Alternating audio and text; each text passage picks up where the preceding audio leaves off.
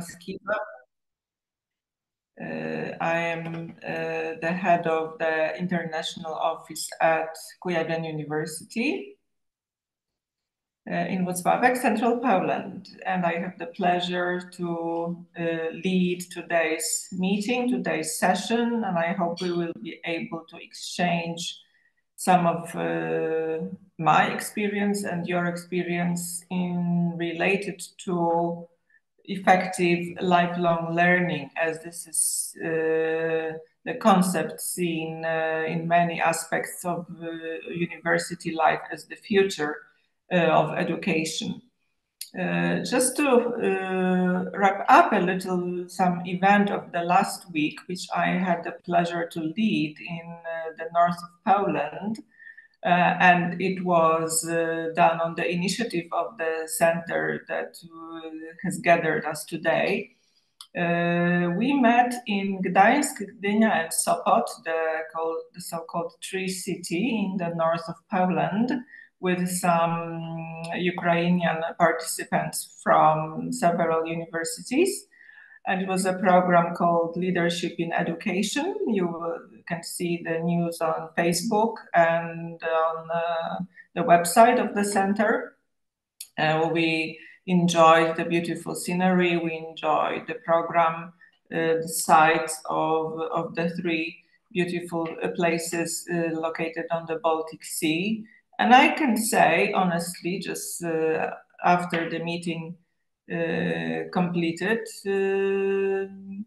yeah, you can see it's on the chat, that everyone enjoyed it fully, because it was the time to unwind, to relax, also to see a lot of interesting places. The weather was lovely, like real summertime. Although it is spring, still spring in Poland. But we are thinking, I guess, on having another event of that kind. Let's plan like October.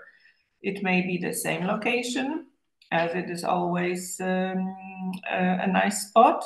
And it is always, as I say, part of the lifelong learning process, because when we talk about lifelong learning, this is mostly, and I would say only, adult education related to qualifications that we can develop, pursue, and complete in the most effective way. So follow the link. Look at the photos. If you have any questions, don't hesitate to ask, and we will have another program, I guess, end of September or not later than mid-October this year. Okay, talking about today's notion and topic, the lifelong learning, this shows that education is not only formal. What we do in everyday life, as we may say, every aspect of our life is educational.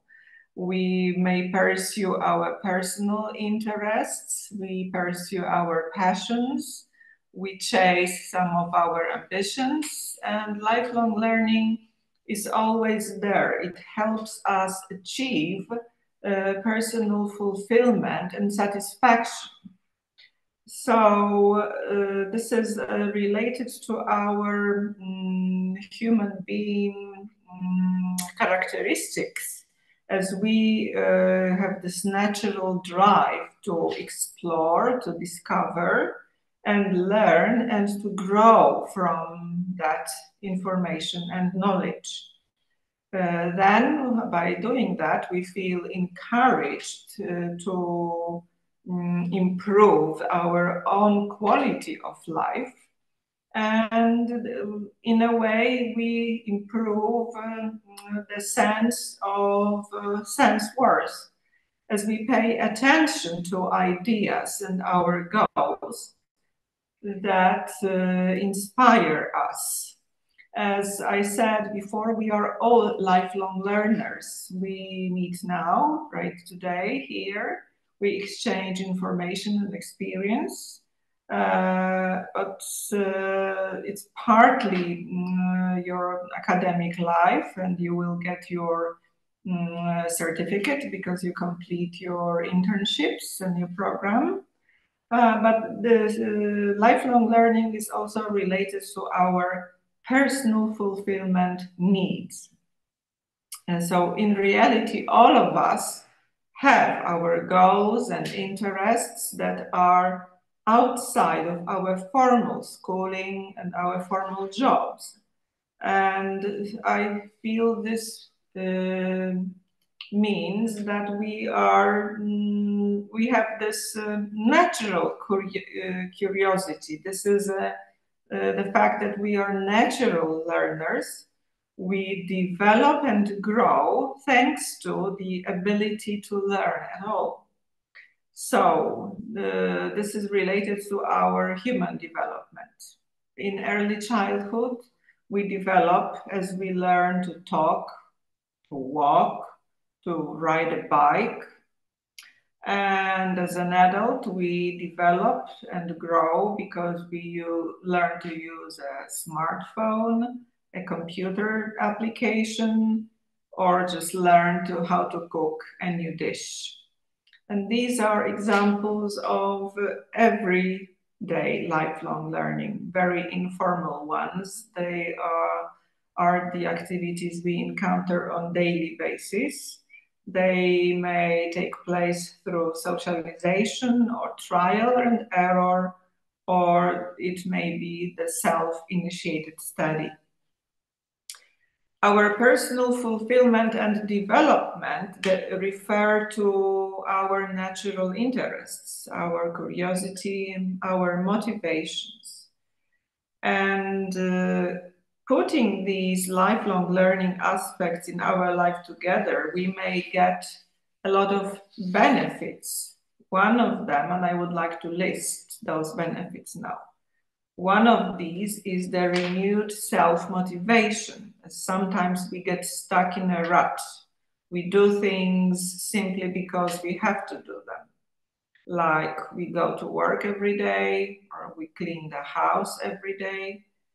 And figuring out what inspires us puts us back in the driver's seat, which means we get the power to decide, to make our own choices again.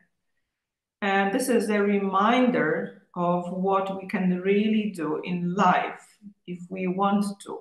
That's the important thing, if we want to and when we want to. The second part, the benefit of lifelong learning, is the recognition of personal interests and goals. So when we reignite what makes us tick, what makes us go as a person, it may reduce our boredom in everyday life, it makes our lives more interesting, and it can open future opportunities like professional opportunities, in getting a new job or making progress in your present job.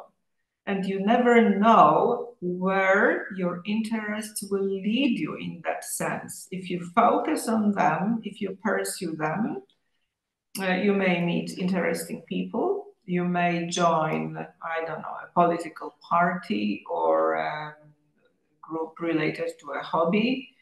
And by doing that, the new door may open. Of course, on the other hand, it may not, but I would say becoming more sociable is always a good solution in the present world, and meeting more people from different walks of life is always very beneficial.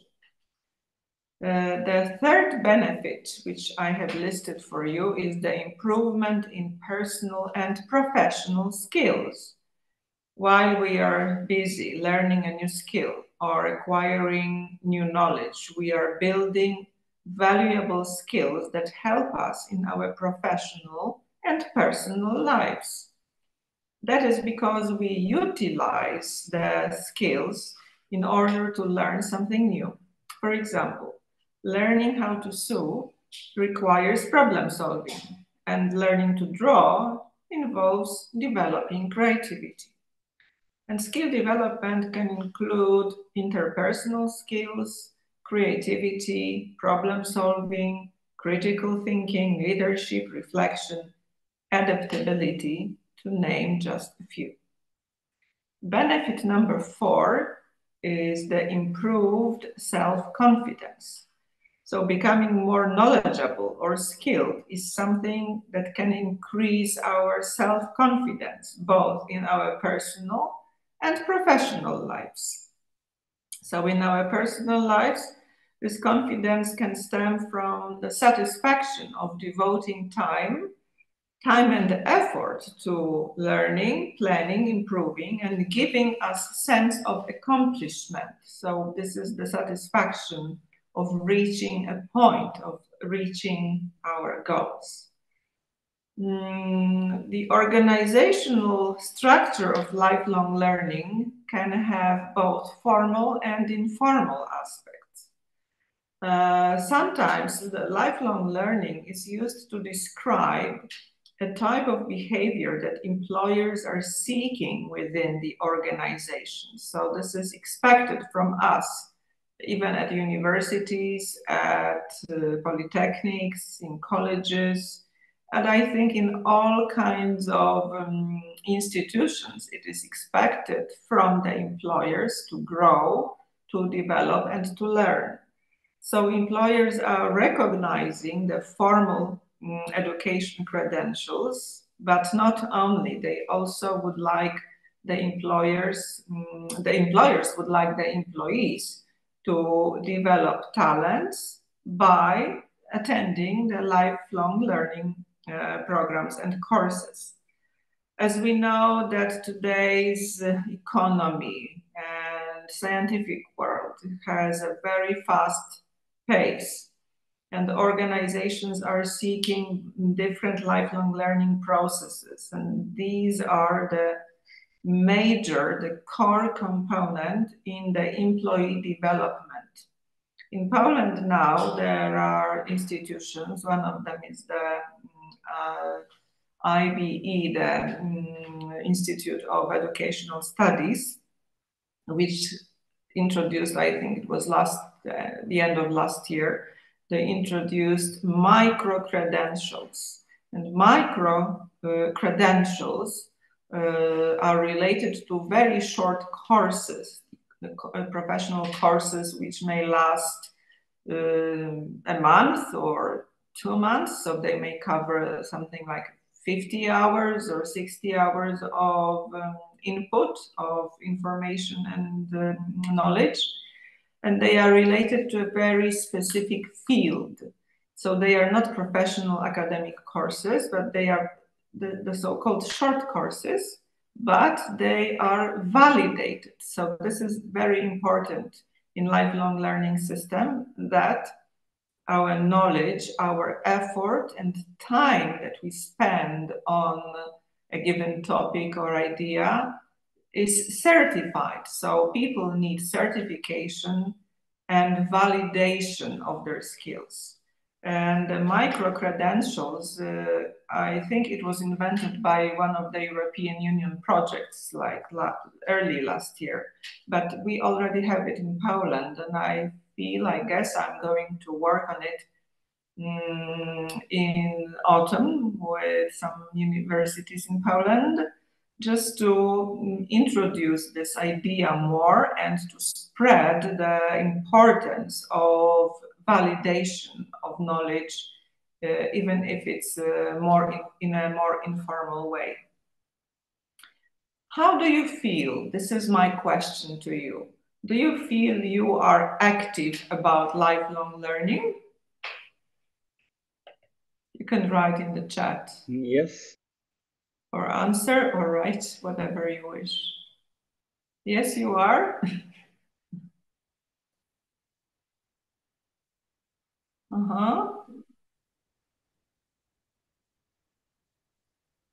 Okay. 2 answers, 3 answers. Yes. Repeat, please. Okay, so I guess, yes, being in academic world, we are pushed to this activity. We are pushed into being more activity oriented in that sense. Not only when we get a certificate at the end, but usually we look for the prize, for the reward, because we want to be rewarded in a way. Sometimes, or in many, many situations, we pay for the extra courses. So when we pay for something, this is obvious. We want to have a formal grade, formal certificate, as I said, a credential of our knowledge, just to qualify for progress, or maybe qualify for extra money or a bonus from our employer. Why not? And I guess we are learning at every stage of our academic life. But as I said, we want to be active because we want to be developing, and we are aware of this, that this is the need of today's society. And we as academic, most of us are academic teachers here, we do not need to be told this. So I'm very happy to see so many positive answers from you in that aspect. And how do we adopt this lifelong learning in our lives? What are the steps? I would like to discuss some of the steps so that we can move forward.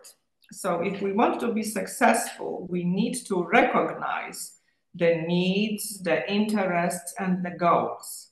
So lifelong learning, we need to remember this is about us. It's not about somebody else. These are our choices. This is our time, our money. And we need to know specifically that it's not any other person or any other people that will work for us in the field or learn a new skill, but we must reflect on the aspects that we are passionate about. So if we are progressing in our careers, or if it's our personal interest, we need to participate in some kind of self-directed learning process to accomplish the goal. So this applies to both, if it's a personal development or professional development. So it may also be, this is very true about learning a language. I think that's where most of us start, like an extra passion is learning another language. And we should know, first of all, how much time we can devote to it. If it's an hour a day, which is, I would say, truly unrealistic, but let's say we start with 10 minutes a day. So set realistic points. And this is the next step that we should remember about, that we shouldn't push ourselves too hard, but I would say taking smaller steps is much better. So starting with smaller steps and progressing with smaller steps. We should also make a clear list, just write it, I mean to yourselves, make a list of what you would like to learn or what you would like to be able to do. So as I said, it may be learning a language, it may be learning history of a country, or why not develop this passion of history into a PhD, if you feel you would like to be an expert in the field. Of course, these reflects on different levels of activities and on different levels of professional fulfillment that you would like to reach. You should also identify how you would like to get involved in the project and what are the available resources, because we must have clear information on the structure of the courses, if they are available, or if we choose a course which is available only abroad, then you need to travel, you need to pay for it, and it's then makes it very, very expensive because the sources are limited. But I feel starting with something smaller and realistic is better than just starting, like, let's say, with a PhD as a because it's really time consuming and energy consuming. We should also structure the learning goal, how it fits into our life. So fitting this learning goal and considering the time and effort and the space that we need for this program to be involved, to be part of our everyday life. Because to be discouraged, it's more than easy, because quitting is also more than easy, as we take on hasty decisions altogether, and we do not plan those aspects carefully. I would say we should first calculate our energy, our time, and our money. These are the three areas. After that, when you have decided on these three, you can make a commitment. So committing to your decision in engaging in a new learning initiative is the final and most important step. So once you pay for the course, it is too late to back out. And this is your final commitment. And let's say you start your course the next day. For example, I did it like 2 weeks ago. I enrolled in a mentoring program online, but I pace my own time. Now I'm a bit behind my schedule, so I know from tomorrow I will have to squeeze more time into this for this program and to commit myself more, just to avoid making any excuses, because the excuses are, well, you will always find excuses, and the more issues are around us, the more excuses we get. So I wouldn't like to list them now to give you any hints, but as you know, we are human beings, we are perfect creators of excuses. Maybe a bit more theoretical part now, because it was more like practical. Lifelong learning is seen as facilitation of learning and growing. This is our development across our lives. Sometimes it is called lifelong education, and sometimes it's adult education, because as I said earlier, we adults mainly take on decisions on pursuing more courses in our lives.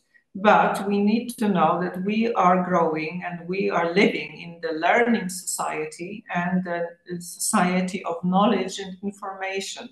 So without developing, without getting more information, we will just be lagging behind the modern changes in societies.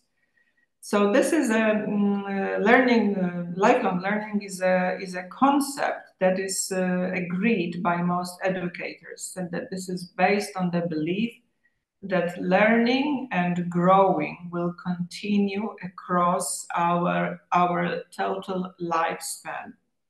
This will make our education accessible, and it will involve individuals throughout our lives. When did it really start? There are some concepts saying it started in the 1960s of the previous century and re-emerged in the 1990s of the previous century. So it's like 3 decades ago when the issue was studied further and developed, because there were more economic needs for it, and it was braced in more formal phrasing. Another fundamental process that is seen, and it occurs throughout our lives, is the process of people, of us being individuals. So this is the individuation of the educational process. It refers to the changing relationship between the self and the external world throughout the, throughout the life courses. It begins with the infant having this knowledge of separate existence in the world of animate and inanimate objects. This is the apparent transition of the tasks. One of the principal tasks being able to modify or change existing relationships within family and significantly others, to appraise, to modify the self accordingly. So much of the developmental process is seen in terms of the changing nature of relationship between the self and others, like mentoring relationships, love, family relationships, and occupational relationships. So this is sometimes seen as the struggle of polarities of attachment and separateness. Lifelong learning is recognized by many bodies, not only us, the experts in education. It is recognized by the governing bodies, accreditation organizations, as I mentioned, one in Poland, which issues the micro-credentials. The certification boards, also employers, the general public, and of course by the people who possess the specific certificates. And promoting lifelong learning or adult education is always continuous, it's collaborative, self-directed, active, broad in domain, everlasting, positive and fulfilling, and applicable to one's profession and all aspects of one's life, as education is now seen as the global challenge. Focusing on this, I would like to give you some short comment on those certification boards and accreditation organizations, which in many countries make a lot of money because they create very successful programs, and those programs reflect the current needs by the required by the ministry or imposed by educational boards, for example. And we do have a lot of these in Poland, for example, like language certificates. And there are also always the brands which are at the very, very top, because let's say Cambridge University certificates, like the first certificate in English or the advanced or proficiency exams. These names just speak for themselves, and there is no need to make them more popular, because they are very deeply popular in many areas, and these are always recognized. But we have to be careful, because when we choose a certifying body, a certifying program, we need to use the one which has good reputation and is recognized after we complete it. Of course, very often this means that the program will be more expensive to attend, because more recognition it gets, the higher the price on the market. But as we all know, education now is a marketable product, and we need to be aware of this, that lifelong learning is also part of the marketing machine in education. So adult learning or lifelong learning encompasses different types of provisions that are designed to address various education and training objectives. And as a result, the responsibility for adult learning is usually shared between multiple stakeholders. They include the top-level authorities like the ministries, employment agencies, social affairs agencies, and regional authorities, municipalities, also social partners, educational centers, and in Poland, many NGOs, the non-governmental organizations. Nowadays, many NGOs are involved in the educational process, and they offer many different levels of programs and trainings. Most European countries have now one or more coordinating body that is related to adult learning. It's the government that may facilitate horizontal, vertical coordination, and these are other lower level bodies. In Poland, the structure is clear. We have the Ministry of Education, but with the skills offered and the certificates offered by other agencies and centers, this is not so easy because we have many commercial programs, as I mentioned before, and the variety we get makes this more difficult to meander in between the offers and the recognition that we get. There are many professional programs like MBA, so the Master of Business Administration Studies, which are seen to be the top requirement for people involved in business. But the variety of these MBAs in Poland now is huge. You can get a program which costs 2,000 euro, and on the other hand, you get a program which costs 20,000 euro. So the span of the price is something that may lead to some misunderstandings. But of course, the bigger the name of the provider, then the price goes up. I guess it's everywhere globally now. There is quite a lot of financial support, both for employers and employees. This is in Poland mainly due to the existence and availability of European funds and many programs like Erasmus, like similar options available in many different ministries, also Ministry of Education, may reduce the cost.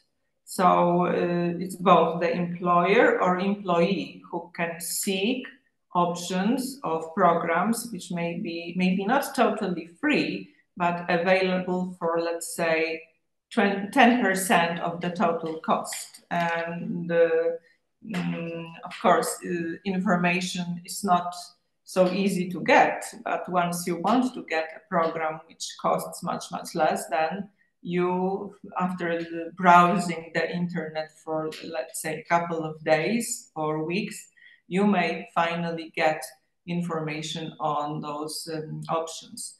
Very often the job centers, centers offering employment in regions, in bigger cities, have such programs, and they have quite a lot of financial resources to support programs devoted to development. So adult learners in Poland can learn with support, with the financial support of employers or agencies which offer the development of courses. This is very often true on programs called postgraduate courses. We call them studia podyplomowe. the postgraduate courses last at least 2 semesters, maximum up to 4 semesters, so 1 academic year or 2 academic years. And they are mainly vocational programs which help employees develop a new skill. And doing so, you obtain a new certificate in the field, and this is usually published by an academic institution, as academic institutions are mostly entitled to offer postgraduate courses. And these are strongly supported financially by the government and by some business organization. So there are options. How about Ukraine? Are there options to get a course, a program which is financially supported by some kind of organization? Is it possible, or you have to pay for everything? You have to pay for every course. Can you tell me? So I will just write it.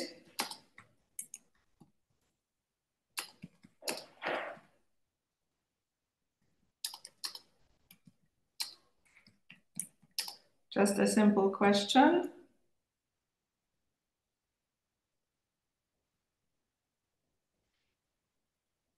What do you think? Or do you have information? Do you have knowledge?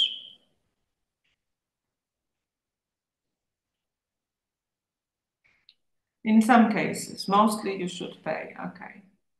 Yes, the same in Poland. Mostly we need to pay, but as I said, there are options for participants to get free courses, but this information is not easily available. I guess this is done on purpose, that we need to spend our money first, because this is the projects are based on commercial success. But there is nothing wrong with this.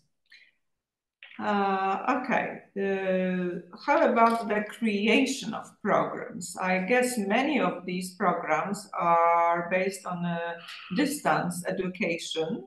And this is mostly because of the fact that the COVID-19 pandemic created this need and ability of both teachers and participants to join programs online.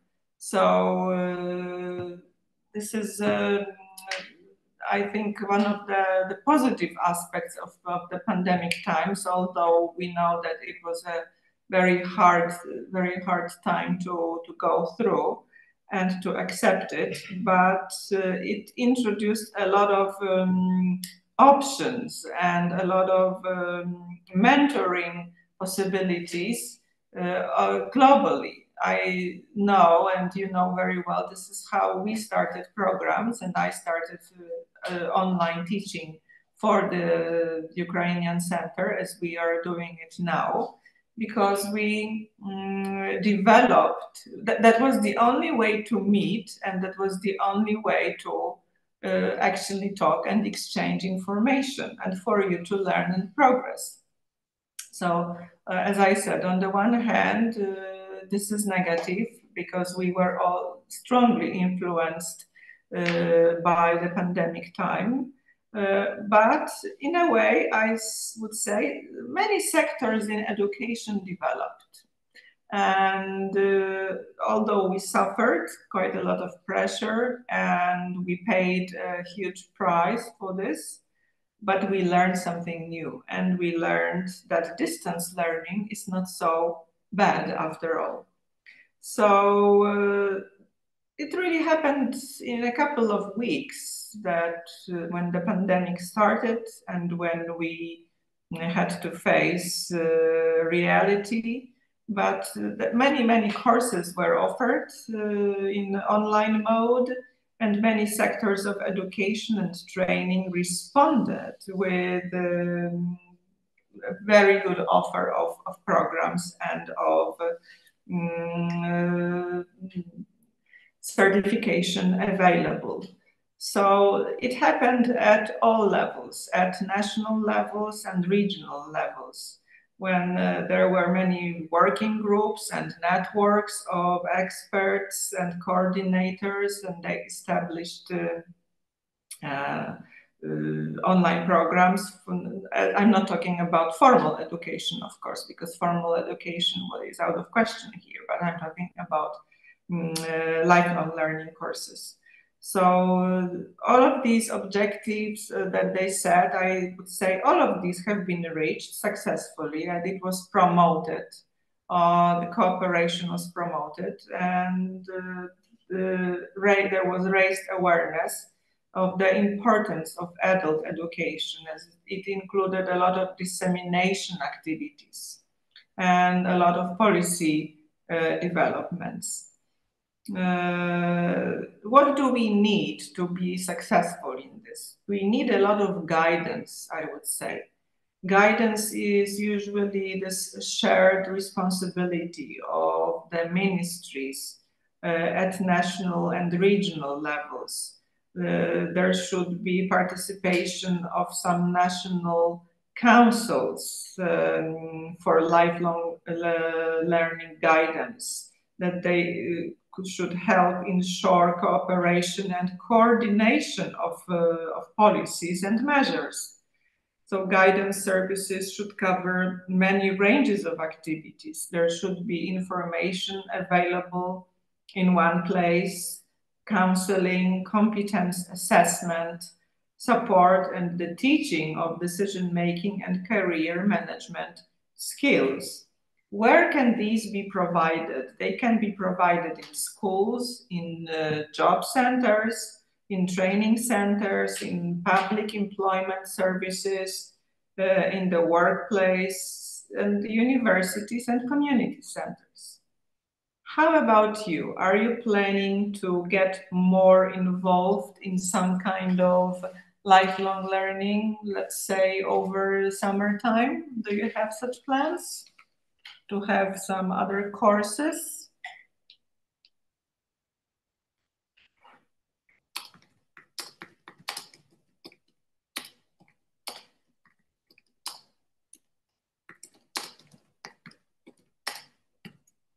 The question is on the chat.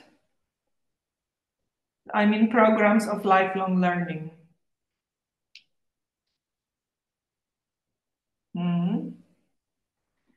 Yes. Okay, I see that some people say that they have such plans. I guess it's easy for us to do it over the summertime because we are not so busy. Yeah, well, of course, we are doing this right now. Obviously, yes, absolutely. That's what I mentioned at the beginning, yes. Once again, I do encourage you to join the program in Poland this autumn, because you will really enjoy the country. So it's one of the aspects that you combine both worlds. And what are the worlds? This is the world of knowledge and the world of creativity, because you discover something, you create something, and being in a new setting is also very encouraging for our mind, our bodies to develop. As education is, yes, a lot of positive answers. Education is the source of lifelong development. That's what I repeated today many, many times. So our natural abilities matter. This means that we are, in a way, naturally talented. And the more talented we are, then it will be easier for us to learn new things and improve our skills. But being talented is not the only case and the only measure or guarantee of success, because many of the naturally gifted people fail because they do not put enough effort or energy into what should be utilized to use their potential. Then there are plenty of people who are not gifted, but are deeply motivated. They are willing to put a lot of necessary work because they want to manage, they want to progress, and they want to know how their learning process can be done more effectively. There are, of course, exceptions to this rule, because some people may lack some certain crucial skills, but anyway, this will not prevent them from reaching a goal, from achieving this goal. Why? Because of motivation, time, and energy. So self-discipline, this is what we should have and concentrate on. This is very, very important and crucial aspect.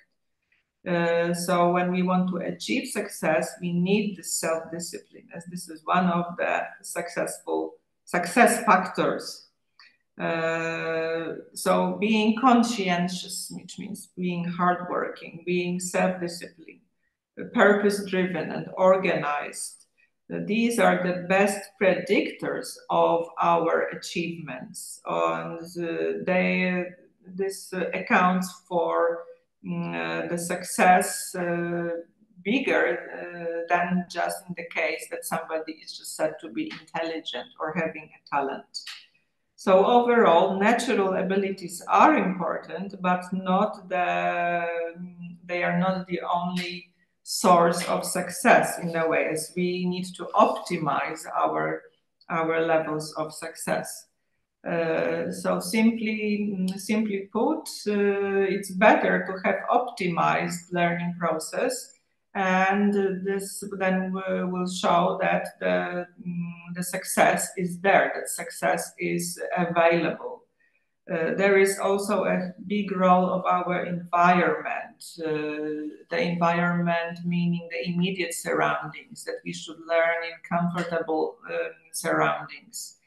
We should try to be as effective as possible. So what are the effective methods of learning? I have some suggestions. For example, doing something which is called interleaving. I will write it to you. Interleaving, this is a learning process, which means you involve mixed techniques of learning. So you employ different topics, different forms of practice, and that way learning is facilitated faster. There is something which comes from French, it's called protégé effect. I will write it. It's from French. So protégé effect is that you learn something as if you were to teach this, as if you were to provide a lecture on this. So this will then allow you to learn from a different angle. And also there is a technique called knowledge building, which involves analyzing the learning material in depth. So slowly, starting from the key points, structuring, restructuring, and drawing connections. I will write it to you. Knowledge building.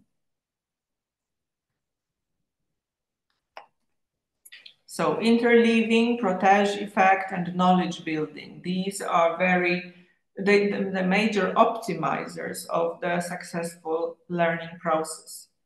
Okay, just to sum up today's meeting and just to wrap it up, as we know, this adult learning is a process that we face every day. This is not only intentional, but it may refer to our private and personal lives. But as we were focusing on our professional development, we know we should focus on our goals, set our possibilities, time and money we can devote to it, and start with small steps. As I said, let's start with 10 minutes a day. It's better than starting with 1 hour a week, because then progress will be the major effect, and then the final reward will be a certificate or progress in your employment. So I would like to wish you all a lot of success in your lifelong learning ventures. Are there any questions?